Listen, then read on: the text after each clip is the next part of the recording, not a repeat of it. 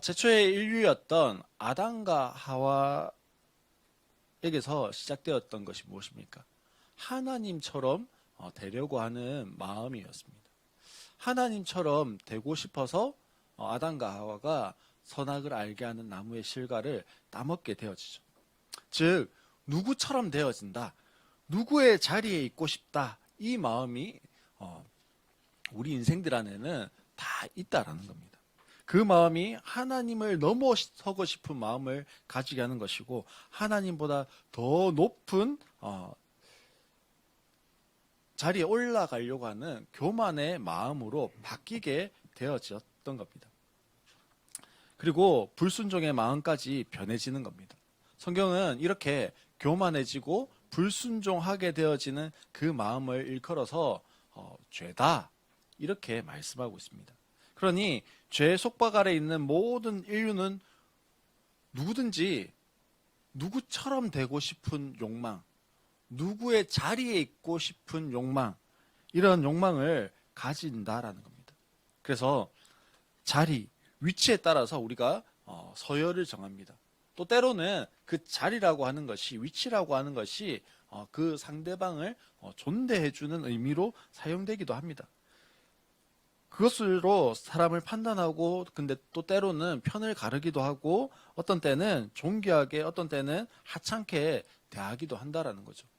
인도에는 여전히 지금 그 카스트 제도라고 하는 것이 있어서 사람을 계층으로 나누어서, 이 사람은 태어날 때부터 존귀한 사람이고, 이 사람은 막대해도 되는 그런 불가축 천민이고, 뭐 이렇게 이야기하기도 한다라는 거죠. 오늘 그 본문에도 보면요, 이 자리와 위치에 대한 이야기들이 성경에 등장하고 있습니다. 성경은 하나님을 향해서 어떻게 이야기합니까? 하나님을 공평하신 하나님, 그렇게 이야기합니다. 그런데 정말 하나님이 공평하신가? 그것을 우리가 생각해 보아야 한다는 거죠. 1절 말씀에 보면 멀찍이 엎드려서 나를 경배하여라, 그렇게 말씀합니다. 그러면서 1절에 어떻게 이야기합니까? 앞부분에 보면 너는 아론과 나답과 아비후와 이스라엘의 장로 70명과 그렇게 말씀하고 있습니다. 이 1절 말씀을 보면요, 1절, 2절 말씀에 보면 어떤 느낌이 드냐면, 하나님 앞에 가는데 모세가 여기 있어요. 모세가 있고 나머지 아론, 나답, 아비후, 그 다음에 70인의 장로, 요렇게 딱 줄이 서 있는 것 같습니다. 근데요, 이 원어로 보면은 어떻게 되어 있냐면 두 단어씩 끊어져 있어요. 모세와 아론 끊고, 그 다음에 나답과 아비후 끊고, 그 다음에 70인의 장로, 이렇게 끊어져 있습니다. 무슨 말이냐면 우리가 생각하는 것처럼 모세 대 나머지 지도자의 관계가 아니고요, 모세와 아론은 어떻게 취급되었다라는 겁니까? 똑같이 취급되었어요. 똑같은 존재로 하나님 앞에 나아갈 수 있는 그런 존재로 취급받았어요. 그리고 그 다음은 누구냐면 제사장 그룹이었어요. 나답과 아비후는 아론의 반차를 쫓는 제사장들입니다. 그리고 나중에는 대제사장이 되어지기도 하죠. 근데 하나님이 원하시지 않는 방법으로 제사를 드리려고 하다가 그 자리에서 죽어버렸습니다. 그리고 이스라엘을 대표하는 장로 70명이었어요. 자, 그런데요, 반면에 2절에 보면 모세 너 혼자서만 나 주에게로 가까이 나오고, 이렇게 말씀합니다. 하나님께서 지금 모세에게 너 가까이 와, 이렇게 이야기하시는 거예요. 모세와는 깊은 교제의 관계, 친구의 관계로 삼으셨습니다. 우리 인생의 복이 무엇일까요? 우리의 인생의 복은요, 하나님을 가까이 하는 것입니다. 근데 반대로요, 사단은 어떻게 할까요? 우리가 하나님과 가까이 하는 것을요, 너무 싫어해요.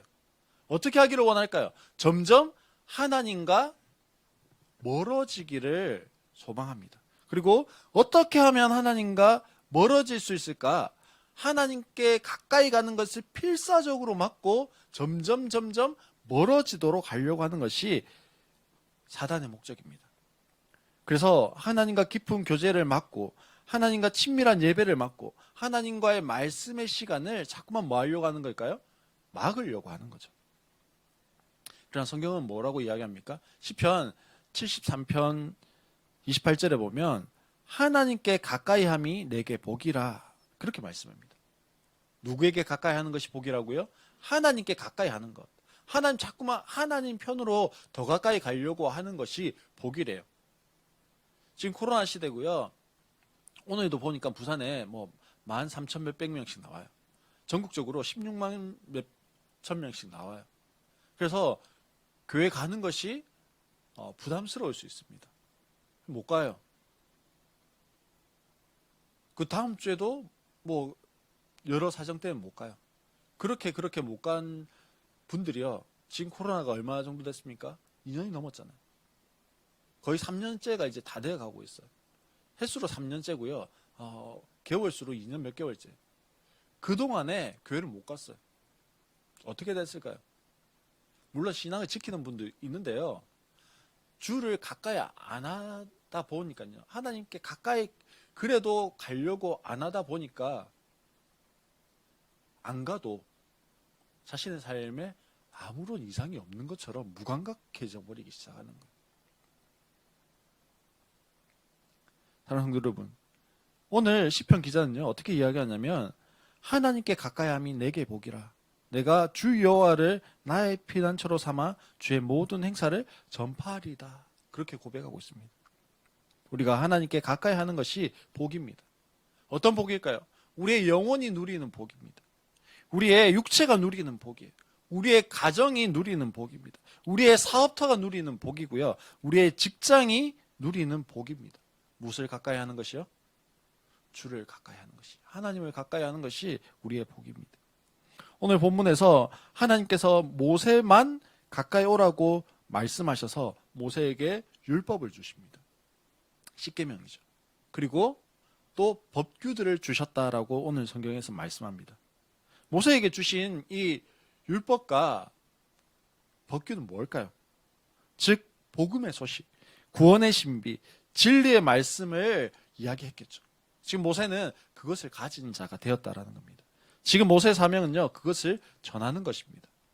하나님께서 모세를 가까이 하셔서 복음의 사명을 주셨다라는 거예요. 지금 모세가 해야 하는 것은 하나님의 말씀을 전하는 거예요. 모세는요, 하나님의 말씀을 신실하게 잘 감당했던 사람입니다. 모세는 그 모든 말씀을 전했다라고 3절에 보면 이야기합니다. 그리고 백성들이 모세를 통해서 들었던 그 하나님의 말씀을 듣고 그렇게 하겠다라고 선택했어요. 모세는 뭐 하는 겁니까? 전하는 거예요. 선택은 누가 하는 겁니까? 백성이 하는 거죠. 모세의 사명은 뭐죠? 신실하게 전하는 거예요. 그러면 들은 백성이 뭐 하는 겁니까? 선택하게 되어지는 겁니다. 모세가 전하면서요, 쟤들이 하나님 말씀에 불순종하면 어떻게 하지? 하나님 말씀대로 안 지키면 어떻게 하지? 뭐 이런 거 걱정할 필요가 없어요. 전하는 사람의 사명은 어디까지예요? 전하는 거예요. 전하는 데까지 있는 겁니다. 감사한 것은요, 이스라엘 백성들이 하나님의 말씀을 듣고 모두 지키겠다라고 그렇게 대답했습니다. 오늘 우리도 동일한 거예요. 우리의 사명은 뭡니까? VIP에게 전하는 겁니다. 물론 복음을 잘 전할 수 있으면 가장 좋죠. 하지만 우리가 할 수 있는 것, 우리가 전할 수 있는 건 뭐예요? VIP를 향해서 야, 목장이라고 있는데 목장 가자. 좀 마음이 힘든 것 같은데 우리 밥 한 끼 하러 목장 안 갈래? 그렇다고 목장원은 아니다 이렇게 이야기를 해줘야 됩니다. 그렇죠? 예, 영도에 있는 목장 가자는 목장원인 줄 알아요. 예, 우리가요 전할 수 있는 것은 목장에 가면 된다라는 거예요. 목장으로 인도하는 거예요. 목장이 함께 그리고 전하는 겁니다. 목장이 그리스도의 사랑과 능력으로 섬기는 거예요. 그래서 그리스도의 사랑과 능력이 그 VIP에게 감동이 되어지면요, 그 걸음이 교회로까지 향해질 수 있는 거예요. 이제 교회로 만약에 향해지면 교회가 하는 역할은 뭘까요? 예수 영접 모임으로 초청하고요, 목사님 복음을 전하고 구원받는 백성이 되도록 만드는 그 일을 하는 겁니다. 우리는 그 과정이 뭐가 되는 거예요? 지난주 제목처럼 브릿지가 되는 거예요. 우리가 하는 거 그겁니다. 그래서 VIP가 복음에 반응해서 그리스도인이 되도록 세워가는 것은 목장과 교회가 함께하는 거예요. 나 혼자서 막 복음이 불타고 하는 게 아니고요. 함께하는 거예요. 그럼 오늘 여전히 우리에게 요구하시는 것이 있습니다. 그것은 조금 다르게 이야기하면 우리는 뭐 하는 거예요? VIP에게 목장을 전하는 거예요. 뭘 전하는 거예요? 목장을 전하는 거예요. 목장 가운데 임하시는 그리스도의 사랑과 능력을 전하는 거예요. 그리고 목장은 뭐 하는 거예요? 그리스도의 사랑과 능력으로 섬기는 거고요. 교회는 뭐 하는 겁니까?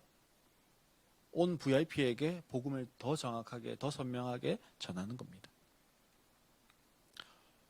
오늘 그렇게요. 하나님의 말씀을 전한 모세는요. 4절에 이렇게 이야기합니다. 산기슭에 제단을 쌓고 이스라엘의 12지파를 따라 기둥 12개를 세웠다라고 말씀하죠. 이스라엘 백성들이 12지파를 따라서 각 지파당 기둥 하나씩 총 12개의 기둥을 세웠습니다. 그 12개의 기둥은요. 12지파를 상징하는 거고 12지파를 대신하는 겁니다. 그 기둥이 각 지파는 아니지만 그 의미를 가진다라는 거죠. 그런데 12개의 기둥을 세운 이유가 뭐예요? 12개의 기둥을 보면서요. 하나님과 언약 체결을 한 것을 기억하고 언약 체결의 이행을 위해서 노력해라. 그 말이에요. 우리로 치면 뭘까요? 도장 꽝 찍어 놓은 거예요. 계약서에 도장을 꽝 찍어 놓은 거예요. 그러면 이제부터는 뭐 하는 거예요? 빼박이에요, 빼박. 물릴 수가 없는 거죠. 우리는요, 사실 그때 당시의 은혜를 너무 오래 간직하지 못합니다. 그때 잠깐 은혜 받았다가 금방 잊어버려요. 지금 시내산에 있는 이스라엘 백성들도요, 홍해를 가르셔서 마른 땅처럼 지나게 하시고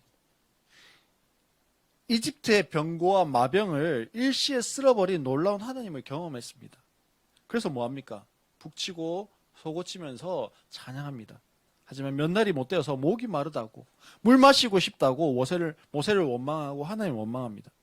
전능하신 하나님은요, 온데 간데 없고 오직 불평과 원망만이 가득 남아 있습니다. 우리의 삶 가운데도요, 베풀어 놓으신 하나님의 은혜를 은혜로 여기지 못하고 너무 당연한 것으로 생각할 때가 참 많습니다. 그래서 감사하지 못하고 혹은 감사했다가 잠시 지나면요, 그 감사가 사라져 버립니다. 12기둥이라는 것은요, 내 삶의 기념비예요. 기념비. 나의 삶의 증거입니다. 나의 삶의 하나님의 일하심들이에요. 그걸요, 기억해라고 뭐 해놓은 겁니까? 기둥을 세워놓은 거예요. 그러면요, 오늘 나의 삶의 이 12기둥은 무엇이 있을까요? 하나님의 그 은혜의 증거, 하나님의 손길의 증거, 하나님의 인도의 증거가 무엇이 있을까요? 내 삶 가운데 그 12기둥으로 세워져 있는 기둥들이 무엇이 있냐고요. 어떤 기둥들이 내 삶에 하나님의 인도와 은혜와 사랑의 증거로 세워져 있냐고요. 오늘 나의 삶에 기념비를 세운다면, 증거를 세운다면 무엇이 있겠습니까? 어떤 증거들을 세울 수 있겠습니까? 우리 각자가 한번 생각해보고 점검해봤으면 좋겠어요. 내 삶의 기념비 12기둥은 무엇이 있을까? 저에게 12기둥을 한번 꼽아봐라. 제 스스로에게 한번 질문을 던져보았습니다. 가장 먼저는 내 삶의 기념비가 뭐가 있을까? 생각해보니까요. 서진이, 서영이, 서유리가 제 삶의 12기둥이고 기념비인 것 같습니다. 자녀들 통해서 하나님께서 하나님 은혜를 더욱 알게 하신 게 있어요. 자녀들을 통해서 하나님 마음을 더욱 알게 하셨습니다. 그래서 12기둥과 같고 기념비와 같은 자녀들을 볼 때마다 하나님의 은혜와 하나님의 마음을 새롭게 하시는 거겠죠. 근데 함정은 뭘까요? 함정이 있어요. 예, 감격은 점점 무디어지고, 예, 분노는 예, 점점 올라가는 함정이 있는 거죠. 또 저에게 또 12기둥이 뭐가 있을까 이렇게 점검해 봤어요. 그랬더니 일상으로 교회 성도들이 제 12기둥인 것 같습니다. 제가 개척을 시작했지만 제가 한 것이 아니에요. 하나님께서 하셨습니다. 제가 목양하고 설교한다고 하지만 제가 목양하는 것이 아닙니다. 하나님 목양에 가시는 거죠. 그럼에도 일상으로 교회 성도들을 통해서 하나님의 은혜를 공급받고 하나님의 약속의 말씀을 더욱 붙잡을 수 있는 것 같습니다. 그게 저에게는 12기둥인 것 같아요. 우리 성도님들의 그 12기둥을 한번 점검해 보시기 바랍니다. 이렇게 12기둥을 세우고 제사를 드렸어요.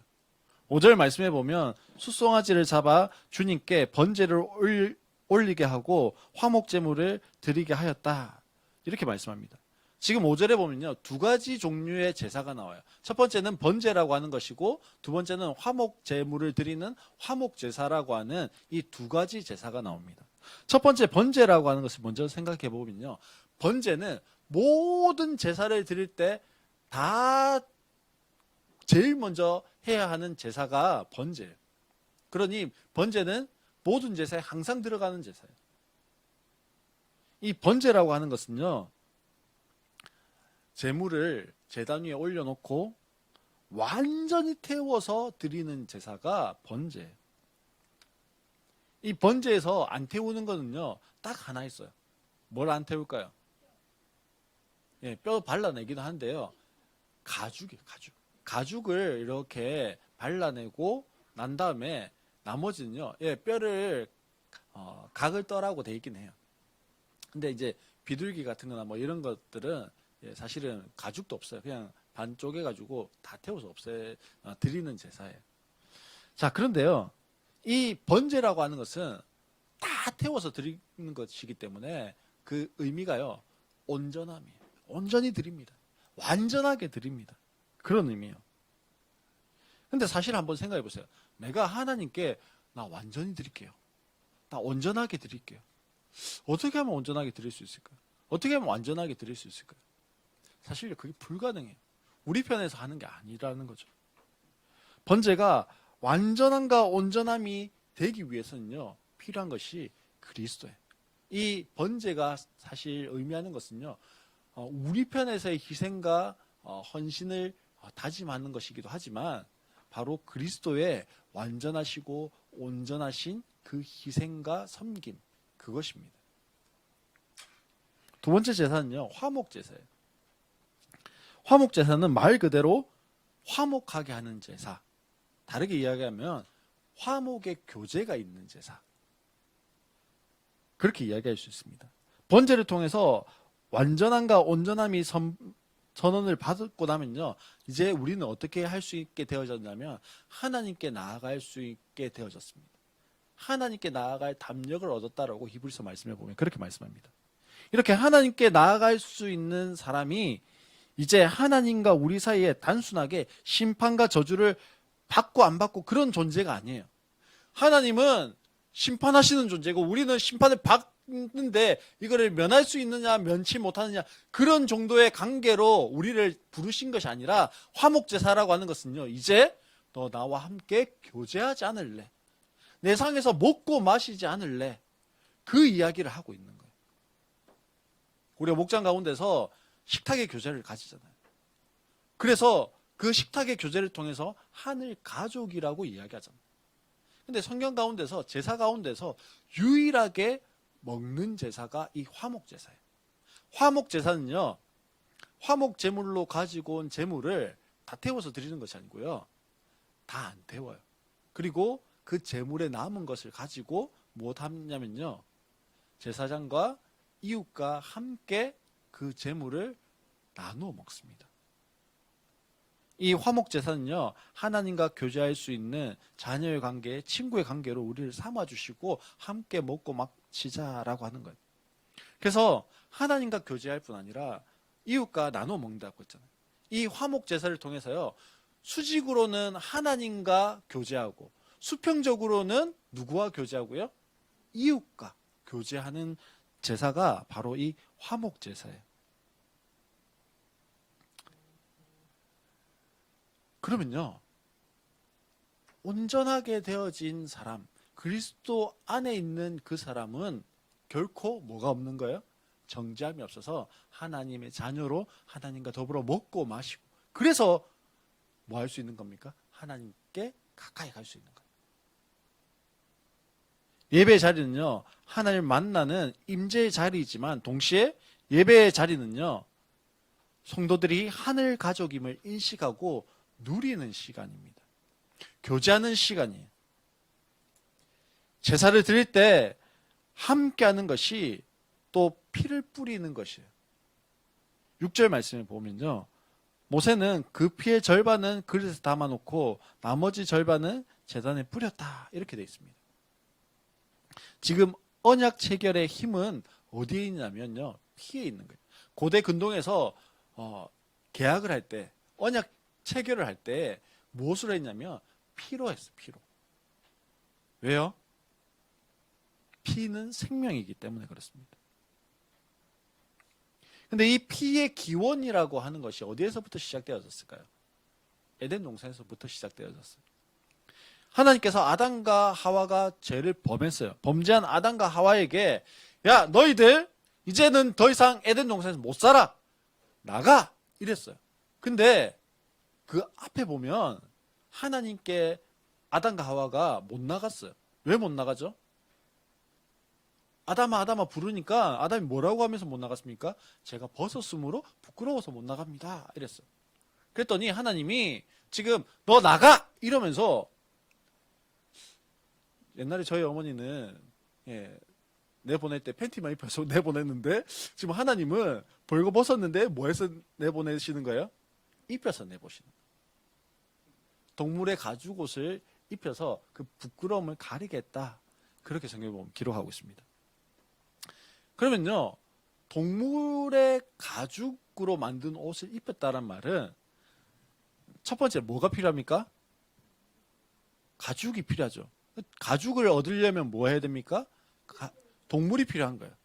가죽을 얻을 수 있는 동물이. 그리고 그 가죽이 있단 말은 동물이 어떻게 돼야 된다는 거예요? 죽어야 되는 거예요. 동물의 희생이 있어야 가죽이 생깁니다. 가죽옷으로 수치를 덮은 거예요. 이 에덴 동산에 희생의 제물이 있었다라는 거죠. 레위기 17장 11절 말씀에 보면 생명이 바로 그 피 속에 있기 때문이다, 그렇게 말씀합니다. 피가 바로 생명을 지니고 있기 때문에 죄를 속하는 것이다, 이렇게 말씀합니다. 피가 죄를 속하는 거예요. 사도 바울은 이렇게 이야기합니다. 피 흘림이 없이는 제사함이 없다, 그렇게 말씀합니다. 우리의 죄가 사함을 받은 것이요, 우리가 구원받아 하나님의 자녀가 된 것이 우리가 선하기 때문에, 우리가 선한 일을 많이 해서, 우리 열심히 봉사했기 때문에, 혹은 내가 1000배도 여러 번 하고 3000배도 여러 번 했기 때문에 구원받는 게 아니에요. 내가 40일 금식 기도를 했기 때문에 구원받는 게 아니에요. 우리 어떻게 구원받습니까? 예수 그리스도로 말미암아 받는 거예요. 히브리서 9장 14절에 보면 그리스도의 피야말로 더욱더 우리의 양심을 깨끗하게 해서 우리로 하여금 죽은 행실에서 떠나서 살아계신 하나님을 섬기게 하지 않겠느냐 말씀합니다. 무엇이요? 그리스도의 피가 우리를요, 죽은 행실에서 떠나서 살아계신 하나님께로 인도한다라고 이야기합니다. 사랑하는 성도 여러분, 보혈의 능력이 있습니다. 보혈이 우리를 자유케 하는 거예요. 예수 그리스도의 보혈이 우리를 구원하는 겁니다. 우리의 어떠함이 아닌 보혈의 능력이 하는 거예요. 보혈의 능력이 말씀을 말씀되게 하는 거예요.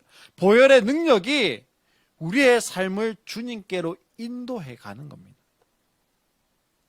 그 보혈의 능력이 오늘 우리 성도님들의 삶 가운데도 함께 하시기를 소망합니다.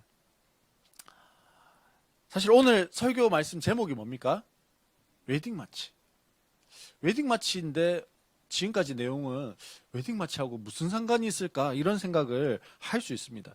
연관성이 너무 좀 떨어지는 것 같은데 뭐 이렇게 혼돈스러울 수도 있습니다. 사실 오늘 본문 전체가 하나님께서 이스라엘 백성과 언약을 체결하는 장면이에요. 그 장면 가운데에 이루어진 일들을 지금 제가 설명한 거고요. 사실 우리가 지금 계속해서 놓치지 말아야 되는 것은 이 장면이 뭐 하는 장면이라고요? 장면 전체는 하나님이 이스라엘 백성들과 언약을 체결하는 장면이다. 이 언약을 체결하는 장면이라고 하는 것을 대표적으로 이야기하면 무엇이 되냐면요. 결혼식이 됩니다. 결혼 예식이 부부로의 언약 체결이다. 이렇게 이해하면 됩니다. 즉 하나님께서 신랑이 되십니다. 그리고 이스라엘이 신부가 되어서 신랑 되신 하나님과 결혼 예식을 하고 있는 장면이 오늘 이 장면이다. 그렇게 이해하면 되는 거예요. 우리가 신분을 뛰어넘는 사랑과 결혼에 대한 이야기들을요 들을 때가 있습니다. 얼마 전에 그 결혼했던 일본의 공주 같은 경우는요 그냥 일반인과 결혼을 했습니다. 또 영국의 왕자도요 일반인 여성과 결혼을 합니다. 사실 이들의 결혼에는요 조건이 있었습니다. 어떤 조건이 있었을까요? 명문 집안, 귀족 집안의 사람과 결혼해야 되는데 그렇지 않다 보니까 어떻게 해요? 일본 공주는 어떻게 했습니까? 공주 신분을 내려놓고 결혼해버렸어요. 왕자도요. 왕자 신분을 내려놓고 배우자를 선택했습니다. 그런데 신랑 되시는 하나님께서는 신부된 우리를 향해서 야, 너 나랑 결혼하려면 이것은 지켜야 나랑 결혼할 수 있어.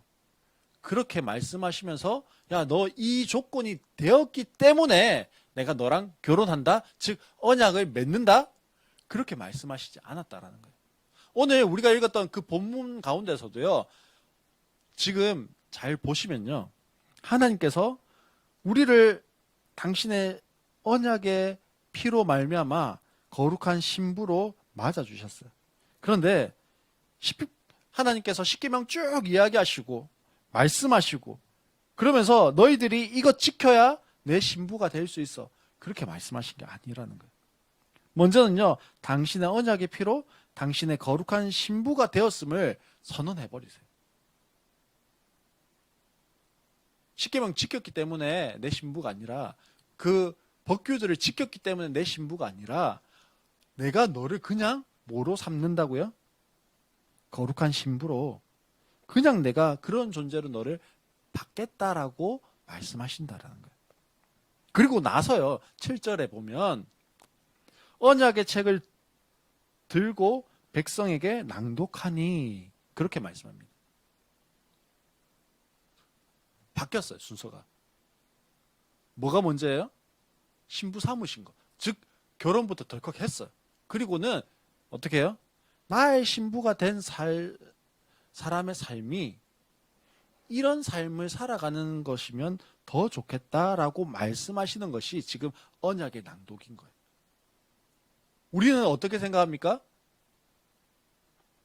그 조건이 되어야 내가 거룩한 신부가 되지 라고 생각하는데 하나님 그냥 우리를요 있는 그대로 뭘로 받으셨어요? 거룩한 신부로 받으셨어요. 그리고 거룩한 신부로서의 너희들의 삶이 이런 삶이 되어지면 좋겠다라고 말씀하시는 것이 언약의 내용들입니다. 그래서 우리가 자랑할 것이요. 우리가 거들먹거릴 것이요. 우리가 나의 공로로 세워졌다라고 이야기할 수 있는 것이요. 아무것도 없는 거예요.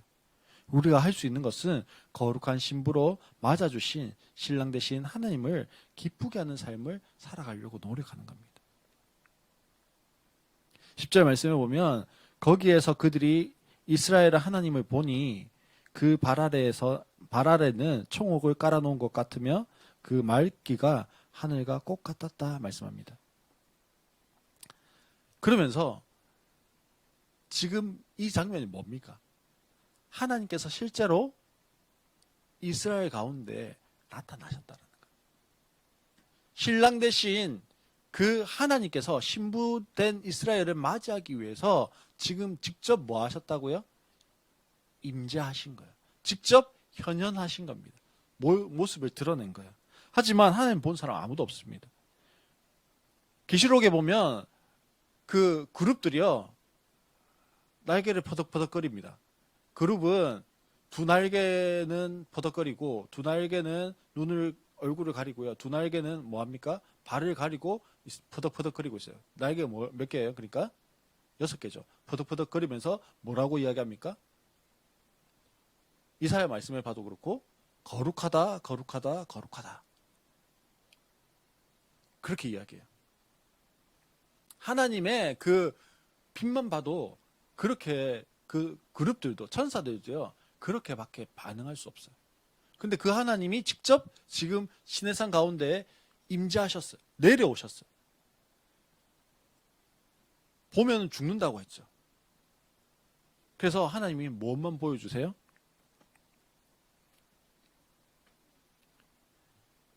그들이 하나님을 보니 돼 있습니다. 10절에. 찾으셨습니까? 10절에 보면 그들이 이스라엘의 하나님을 보니 여기서 봤단 말이에요. 얼굴을 봤다는 게 아니에요. 무엇을 본 겁니까? 그 뒤에 나오죠. 보니 다음에 나오죠. 그 발 아래는 즉 하나님 보여주셨는데요. 임재하시고 현현하신 것을 드러내셨는데 무엇만 보여주셨어요? 발만 보여주셨어요. 근데 발만 보았지만 그 발이 밟고 있는 그곳이 어땠다고요? 청옥을 깔아놓은 것 같으며 이렇게 돼 있습니다. 계시록에 보면 유리바다라고 돼 있습니다. 수정으로 깔려있는 유리바다를 보았다라고 그렇게 이야기해요. 하나님의 임재, 하나님의 현현의 그 거룩함과 웅장함과 아름다움의 표현이에요. 근데 사실은요.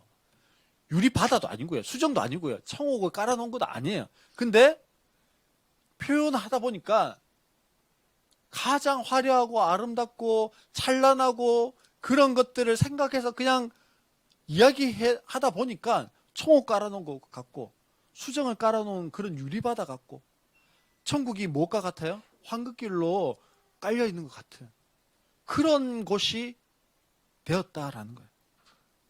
하나님께서는요. 직접 임재하시고 현현하심으로 당신의 신부와 함께함의 기쁨을 누리고 계십니다. 지금 신랑이 신부와 웨딩 마치에 맞추어서 식장을 나가는 것 같은 그 희망의 순간이 바로 이 10절의 말씀이에요. 그러면서 신랑 대신 하나님은 이스라엘 향해 그리고 나를 향해서 당신의 사랑의 노래를 하고 계십니다. 아가서 말씀에 보면요. 술람미 여인을 향한 이 고백이요. 신랑 대신 하나님의 고백입니다. 이 고백을 온전한 나의 것으로 받는 우리 성도님들 되시기를 바랍니다. 아가서 2장 8절로 17절 말씀에 보면 이렇게 노래하고 있습니다. 나의 사랑하는 자의 목소리로구나. 보라, 그가 산에서 달리고 작은 산을 빨리 넘어오는구나. 내 사랑하는 자는 노루와도 같고 어린 사슴과도 같아서 우리 벽 뒤에 서서 창으로 들여보며 창살 틈으로 엿보는구나. 나의 사랑하는 자가 내게 말하여 이르기를 나의 사랑, 내 어여쁜 자야. 일어나 함께 가자. 겨울도 지나고 비도 그쳤고 지면에는 꽃이 피고 새가 노래할 때가 이르렀는데 비둘기의 소리가 우리 땅에 들리는구나. 무화과에는 푸른 열매가 익었고 포도나무는 꽃을 피워 향기를 토하는구나.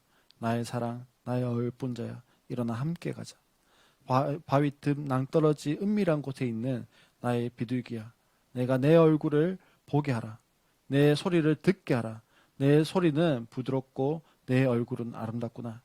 우리를 위하여 여우 곧 포도원을 허는 작은 여우를 잡으라.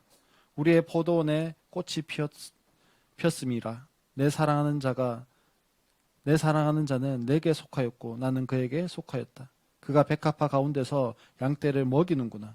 내 사랑하는 자야, 날이 저물고 그림자가 사라지기 전에 돌아와서 베데르 산의 노루와 어린 사슴 같을지라. 이 고백이요. 우리 하나님의 고백이에요. 우리를 신부로 맞아들이시는 우리 하나님이 오늘도 뭐라고 우리에게 말씀하십니까? 내 사랑하는 자야, 일어나 함께 가자라고 말씀하십니다. 우리의 삶 가운데 그냥 주저앉아 있는 것이 아니라 일어나 마치 예식장을 나오는 신랑과 신부와 같이 그 웨딩 마치에 맞추어서 그 식장을 빠져나가는 그 희망의 순간, 그것을 우리 하나님이요 우리에게 말씀하고 계십니다. 어떻게 해요? 일어나 함께 가자. 우리의 삶 가운데 그 하나님의 음성에 우리가 반응함으로, 하나님, 내가 지금 주저앉아 있는 자리, 내가 지금 포기하고 싶은 자리, 내가 지금 낙심하고 있는 그 자리에서 일어나게 하여 주십시오. 그 새 힘을 공급하여 주십시오. 그래서 내 삶 가운데 12돌 되어지는, 12기둥 되어지는 그 기념비를 하나님과 함께 또 써내려가는, 세워가는 인생이 되게 하여 주십시오. 그렇게 기도할 수 있는 우리 모든 성도들 되시기를 주의 이름으로 축원합니다.